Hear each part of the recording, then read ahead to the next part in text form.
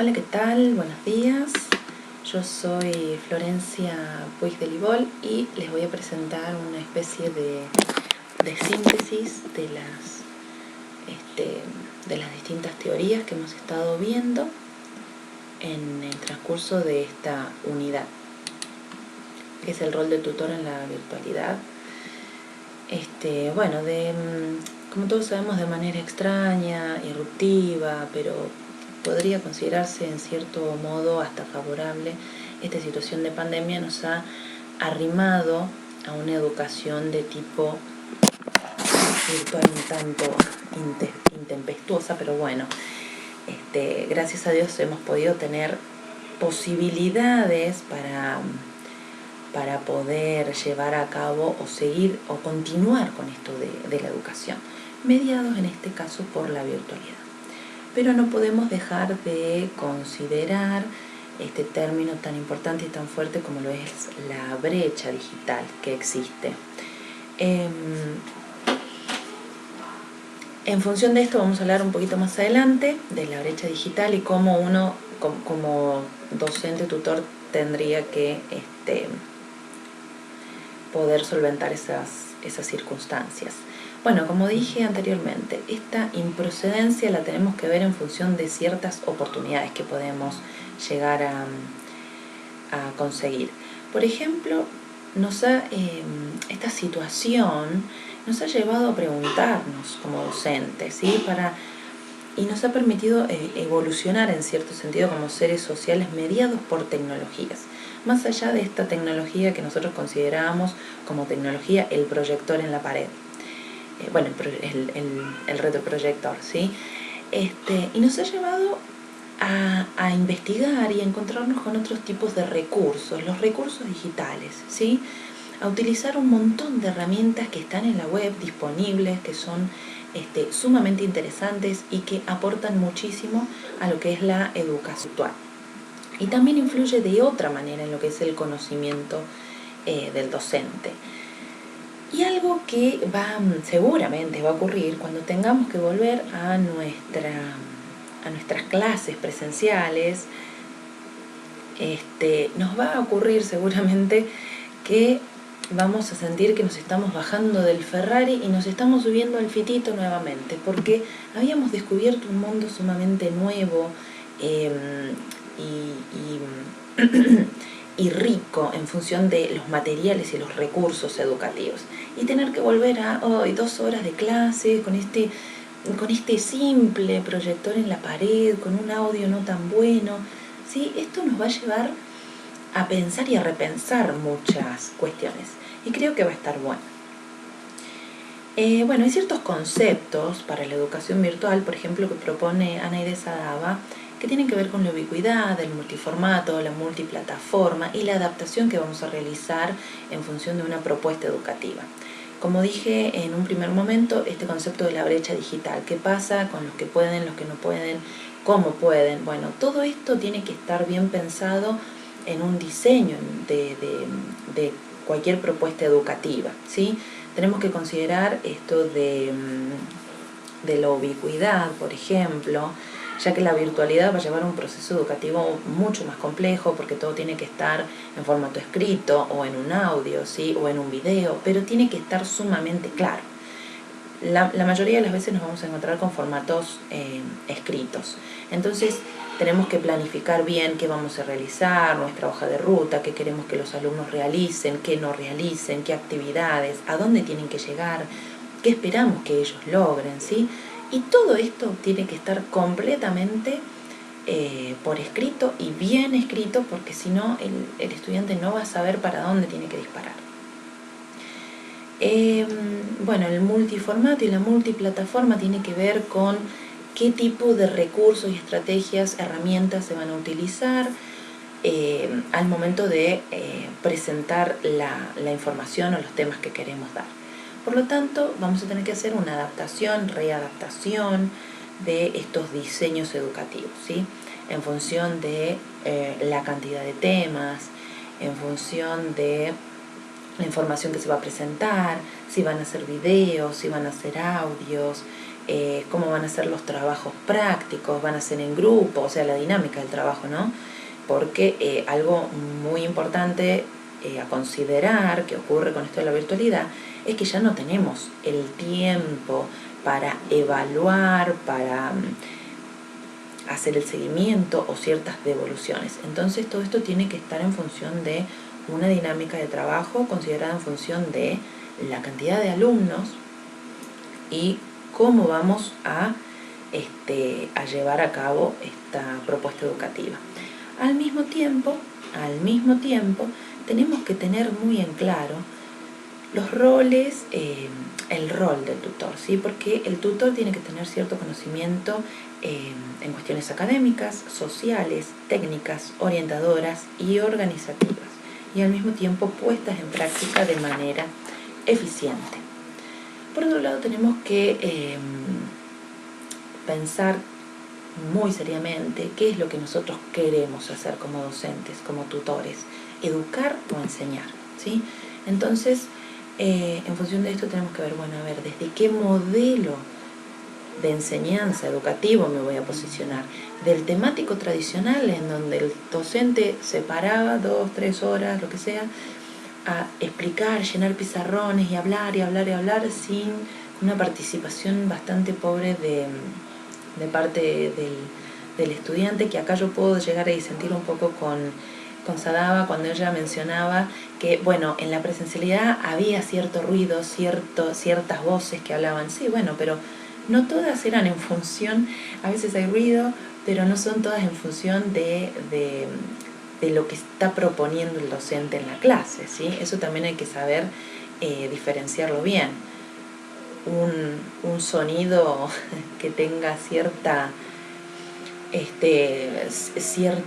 carga conceptual y sonidos que no, ruido, digamos, ¿no? Bueno, y por otro lado el modelo pedagógico, que tiene que ver con este rol de docente tutor que va a servir para guiar, para llevar, para que el estudiante pueda hacer estos procesos de aprendizaje, no simplemente darles un material, estudien, repitan y hagan lo que puedan con lo que se les da, ¿sí? Entonces va a ser nuestro momento decisivo de decir, bueno, a ver, ¿de qué lado nos vamos a poner? ¿De este o de este? Al mismo tiempo, voy a elegir este tipo de modelo, bueno, pero en la práctica, ¿qué modelo educativo estoy implementando? ¿Sí? Entonces, en función de estos modelos y de los conceptos que propone Sadaba, ¿sí? Tenemos que tener en claro las propuestas que hacen Francisco Gutiérrez y Daniel Pietro Castillo, que después lo retoma Litwin y lo desglosa un poquito más, en función del tema, del accionar y de la forma, ¿sí? El tema tiene que ver con cómo se presenta el contenido. El mismo tiene que ser claro, tiene que estar bien descrito, bien desarrollado y poder ofrecer una visión global y fundamentada del tema que se va a tratar. Y como docentes tenemos que tratar de saltar un gran obstáculo que suele darse, que es el de la pregunta esta que se hacen los alumnos: ¿y para qué me hacen estudiar esto? ¿Y para qué me va a servir esto? ¿Y de qué me sirve? ¿Sí? Entonces, yo creo que si de entrada el tema está bien definido, bien conceptualizado, bien fundamentado, el estudiante no se va a realizar esta pregunta, o esperemos que no se la realice. Queremos que se realicen otras preguntas, pero esa, por lo pronto, no. Bueno, esta presentación de tema, de texto, en función del material, va a permitir que a medida que pasa el tiempo, que el estudiante se pregunte, o que el docente a partir de preguntas pueda generar cierta movilización y sentido de la duda, ¿sí? Nosotros tenemos que tener en cuenta que la duda es nuestra primer certeza. Entonces, si hay duda es porque algo nos está generando este texto, ¿sí? Entonces, eso es lo que nosotros queremos llegar a generar en nuestros estudiantes. Aparte, a partir de la duda es que nosotros podemos llegar luego a realizar un proceso de comunicación y de intercambio. ya sea entre el docente o entre los estudiantes o en conjunto con todos, ¿sí? Entonces este va a ser el momento del accionar, ¿sí? Esta acción que va a ser en función de este texto inicial. Y por último, la forma, que simplemente va a tener que ver con qué tipo de elementos, de herramientas y de métodos se van a ir utilizando para encontrarnos con ese material y para generar estas acciones. Bueno, como bien dije, Edith Litwin también habla sobre estos temas, pero los desglosa un poquito más. El tema es la presentación del tema, de qué se va a tratar, ¿sí? El contexto tiene que ver con una contextualización de ese tema, en un tiempo, en un espacio, en una situación, etc. También habla de las relaciones que se puedan realizar en función de ese tema. Es decir, puedo traer conceptos viejos, vincularlos con conceptos nuevos, ¿sí? Por otro lado, la función o el elemento del sentimiento, de la humanización del tema, para que el significado sea más profundo. Por otro lado, las miradas. Si tenemos multiplicidad de miradas en un mismo tema, siempre va a generar más riqueza y por ahí más empatía con ciertos estudiantes en función de las distintas miradas que se generen sobre un mismo objeto de estudio, podríamos decirle. La elaboración de conclusiones, de síntesis, de abstracciones, ya sean generadas por el docente o por los estudiantes, va a ser un momento sumamente clave porque va a permitir reelaborar ese tema que se ha dado o impartido desde el docente. Y por último, la solución basada en problemas son conceptos que también proponen Veletsianos y McGonigan, que son importantes. ¿Por qué? Porque esta solución de problemas permite hacer conexión con ciertas relaciones y con ciertos sentimientos, es decir, humanizan al tema y en cierto punto el resolver estos problemas o situaciones tiene un sentido intrínseco como mucho más noble. Entonces, lo bueno de esto es que, bueno, yo estoy solucionando un problema o nuestro grupo está solucionando un problema.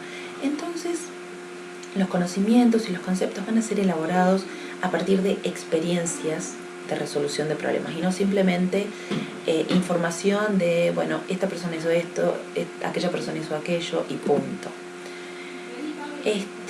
Bueno, como síntesis, como conclusión de todo esto que se ha hablado, básicamente hay que evitar irse por las ramas en lo que es la educación virtual. Hay que evitar irse por las ramas, el tema tiene que ser bien conceptualizado, bien centralizado.